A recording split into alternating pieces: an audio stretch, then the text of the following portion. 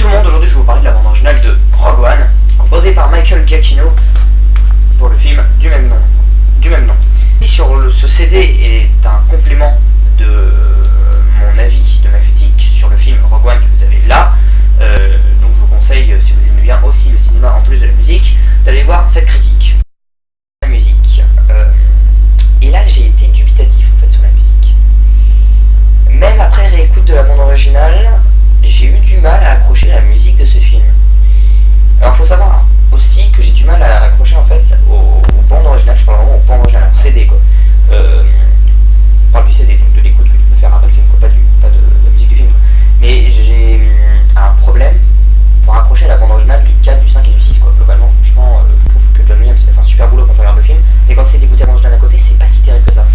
Bon, après je pense que c'est quand même été fait il y a 30 ans, et donc clairement il y a différents générationnels, il y a tout ça, mais pour l'instant je ne suis pas capable d'apprécier une bande originale aussi classique, parce que là c'est de la musique classique quoi. Alors cette musique, la bande originale de Rogue One était composée par Michael Giacchino, qui est un compositeur quand même assez connu chez Disney. Il a composé chez pas mal de films de Disney en fait.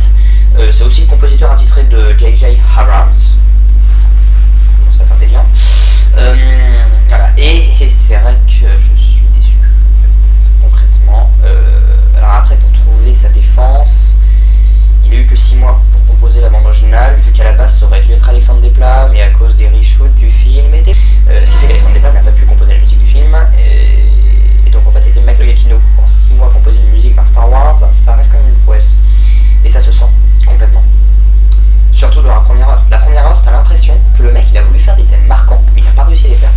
À un moment, t'as un affichage du titre, tu t'attends soit à réentendre le thème de la Force, soit peut-être à entendre le thème principal de Star Wars, soit à entendre le thème de Darth Vader, soit à entendre un autre thème qu'il aurait composé, mais un thème vraiment bon. Et clairement, le pseudo-thème principal, le pseudo-leitmotiv qu'il utilise dans la saga, dans le film, il n'est pas du tout marquant, et en plus il est complètement pourri.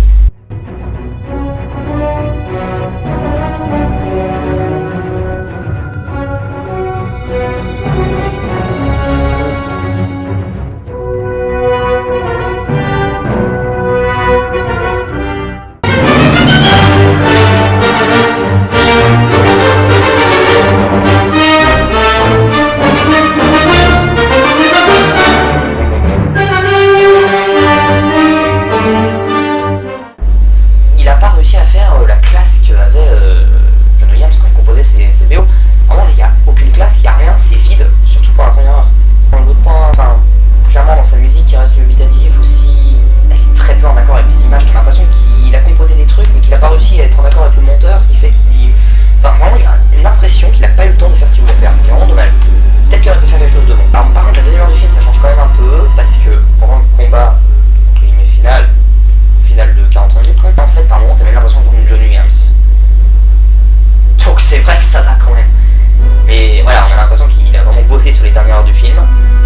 Sur la dernière heure du film, par contre la première heure, il s'est complètement foiré, mais sans un autre mot. Alors après ce que je lui reproche, sans le reprocher réellement, mais il n'a pas composé sa propre bande originale du film. Ce qu'il a fait, c'est qu'il s'est complètement inspiré de John Williams. T'as l'impression d'entendre une John Williams sans la classe de John Williams, mais t'as quand même l'impression d'entendre une John Williams.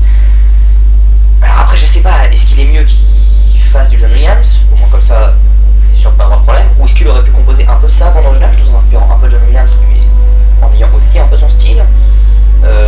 Je sais pas vraiment, clairement je peux pas vraiment y répondre, mais ça m'a un peu déçu, sans être trop déçu. Hey, c'est Calawen, j'espère que cette vidéo vous a plu. Vous pouvez lâcher un pouce vert, vous pouvez mettre un commentaire en fonction si elle vous a plu. Regardez ma vidéo critique du film de Rogue One, regardez mes autres vidéos et même abonnez-vous, ça me ferait super plaisir. Merci d'avoir regardé et ciao.